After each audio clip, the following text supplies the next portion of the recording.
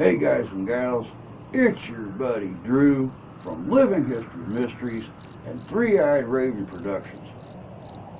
I'd like to personally thank everyone for helping the channel to continue to grow each and every week, and I'd like to personally welcome all the new family members that have joined up with us in the last month or so.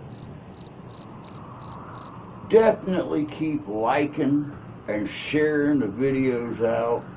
That's how more people find out about us. And when you like the videos and you share them out to folks, then they subscribe. And that just keeps us growing. Because you know we ain't afraid to tell the truth here, regardless of how sunshiny or stormy and rainy it was. We do not believe in nothing less than that no fluff, no filler, no BS look at history. Thanks y'all, and much love.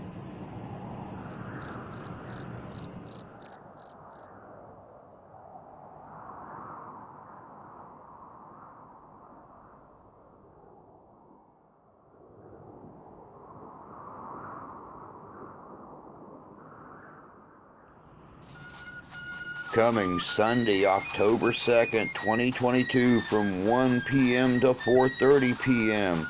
It's the Cass County Fall Festival, visiting the historic Civil War era Newton House, located at 20689 Marcellus Highway in Decatur, Michigan. Bring your family and friends along and enjoy this free to the public event. It'll include festive music, artisans, food and cider, hay rides, kids' activities, guided tours of the Newton House. You never know, Mr. Newton, our former state legislator, may even be there. It'll have Civil War reenactors, historic reenactors, something for everyone. So bring your family out Sunday, October 2nd from 1 to 4:30 p.m. to the Cass County Fall Festival, sponsored by the Cass County Historical Society.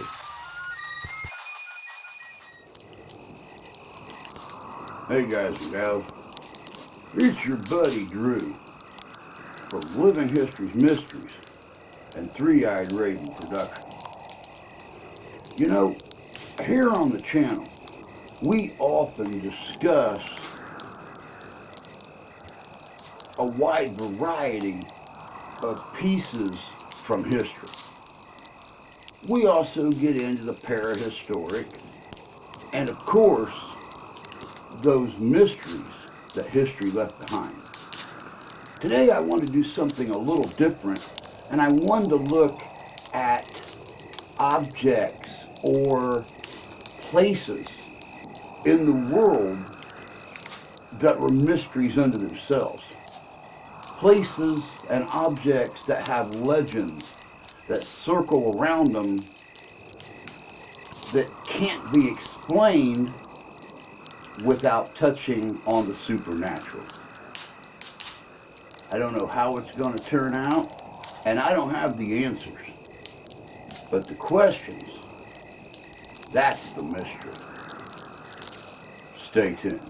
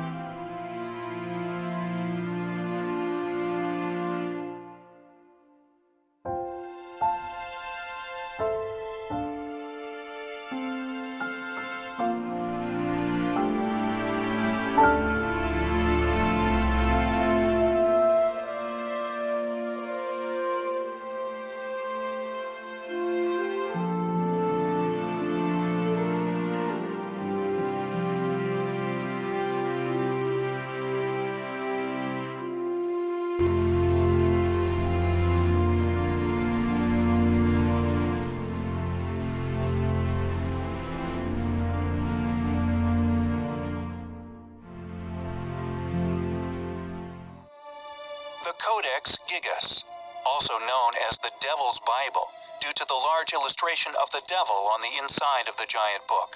It is also connected to the legend surrounding its creation. It is largely thought to have been created in the early 12th century in the Benedictine monastery of Bodlajica in Bohemia.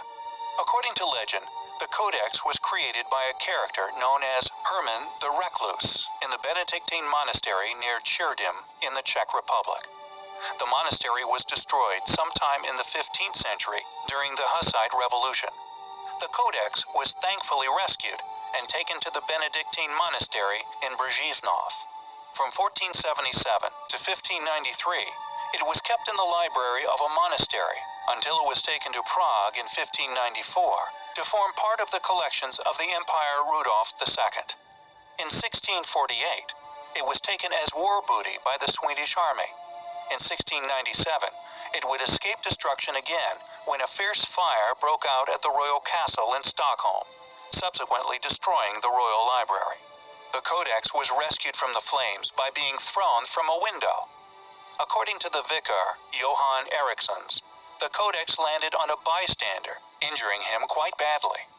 In September 2007, after 359 years of changing hands in numerous ways, the Codex Gigas was returned to the National Library in Stockholm. But what makes the Codex particularly special and worthy of further investigation are the characteristics within the writings of this enormous book, which astonishingly support the story of it being created in just one sitting. A National Geographic documentary included interviews with manuscript experts who argued that certain evidence, in particular the handwriting analysis and the long-standing credit to Herman Inclusus, aka Herman the Recluse, indicate the manuscript was indeed, somehow, the work of just one scribe. According to the historical legend, which was already academically recorded by the Middle Age, the scribe was a monk who broke his monastic vows and was sentenced to be walled up alive. In order to avoid this harsh penalty, he promised to create, in one night, a book to glorify the monastery forever. This book would include all human knowledge. Near midnight, he became sure that he could not complete this task alone, so he made a special prayer, not addressed to God, but to the fallen angel Lucifer, asking him to help finish the book in exchange for the monk's soul. The devil would accept this deal. Completing the rest of the manuscript, the monk would add the devil's picture out of gratitude for his help. Many specialists within the area of writing, forensic analysis, and also numerous replication attempts have indicated that the level of uniformity within the writings lean towards the impossible. Not only does it strongly indicate that the book was created in just one sitting, but is perfectly scribed throughout, a feat considered to be beyond that of human capabilities. The analysis also shown that the writings alone, if written by one person, would take over 5 years to complete, with the additional illustrations adding another 20. Yet it must be noted, it has been concluded on many occasions that no mere mortal is capable of such uniform writings within this time period. There would have inevitably been some form of evolution within the style. Of course, it must be remembered, although there is a highly compelling story attached to the origins of this giant book, its creation still largely remains a mystery. How big would you have to be for it to comfortably rest in one's lap? What sort of person, if of course it was a person, could have written the Codex Gigas? And how did they write it? It is most certainly one of the world's most mysterious books. The Necromantion. Once used as a Greek temple of necromancy, devoted by the Greeks to their god of the underworld Hades and his female consort Persephone. This site was believed by the Greek devotees to be the door of Hades, allowing entry to the realm of the dead. Located at the meeting point of the Acheron, Periphlegython, and Cocytus rivers, which were believed to have also flowed through the kingdom of Hades. With names given to the rivers, presumably by the Greeks, interpreted to be joyless, burning coals, and lament. Whilst other temples, such as the Temple of Poseidon at Tenerife, the temples at Hermione and Cumae in Italy, and Heraclea within Pontus, were known to have been used for the practice of necromancy. It was the necromantion that was the most famous of them all. According to ancient Greek beliefs, while the bodies of the dead decayed in the earth, their souls would be released, traveling to this purported underworld via fissures within the earth. These spirits of the dead, according to the ancient Greeks, were said to possess abilities that the living did not have, including the power of precognition, the power to foretell the future. They therefore claim that these temples were erected by them in locations that were entrances to this mysterious underworld, used as altars for the believers of such to practice necromancy, a belief form of communication with the dead. This practice was attempted in order to receive prophecy. However, if one explores the architecture of such site, not only does this ancient Greek claim of construction become a clear, dubiously attested claim, but the evidence for highly advanced precision block building, now known as polygonal masonry, is discovered throughout the site. This existence of such sophisticated block building, which is not only found within and upon nearly every as yet unexplained ancient site upon the earth, but is incredibly similar in form to that of many other ancient sites within Italy. Specifically, the ancient wall which can still be found surrounding the Acropolis of Alatri and at other sites, including within the ancient ruins of Delphi. This astonishing feat of ancient engineering is as yet unexplained by modern academics, strongly indicating that this ancient site was originally built by a civilization now lost to history. Furthermore, like the enigmatic metal clamps, whose remnants are to be found within a number of these same ancient sites that were originally used by this highly intelligent group, these once utilized to keep the stones in their fitted positions as they shifted and settled over the millennia. These clamps' design vary from continent to continent. Our reason for mentioning this curiosity is that although the sophisticated methods of creating these ruins often remain similar or the same, depending upon the continent they are found, is dependent on the style and material these methods are made from.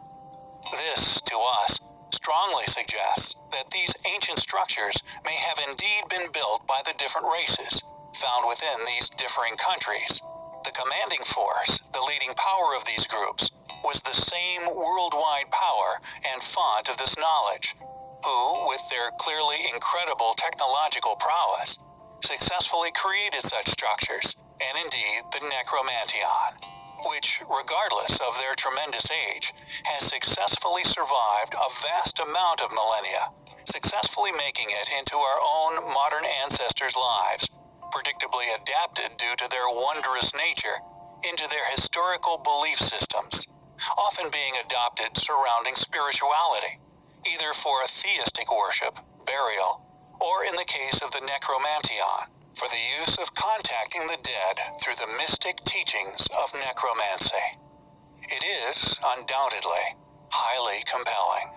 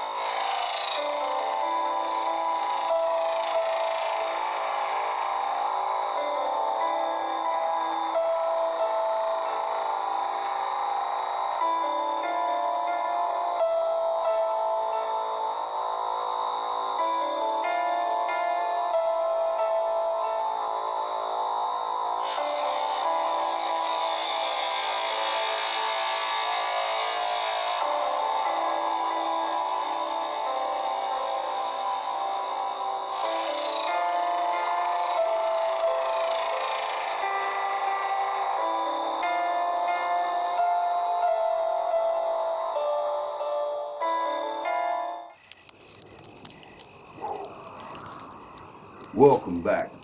Like I said, nobody really has the answers to why these objects or these locations were created.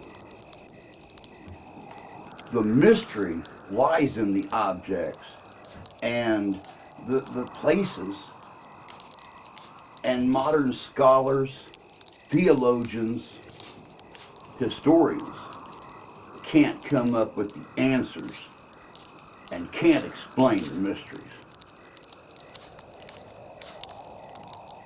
Like I always say, it's just one more mystery that history left behind.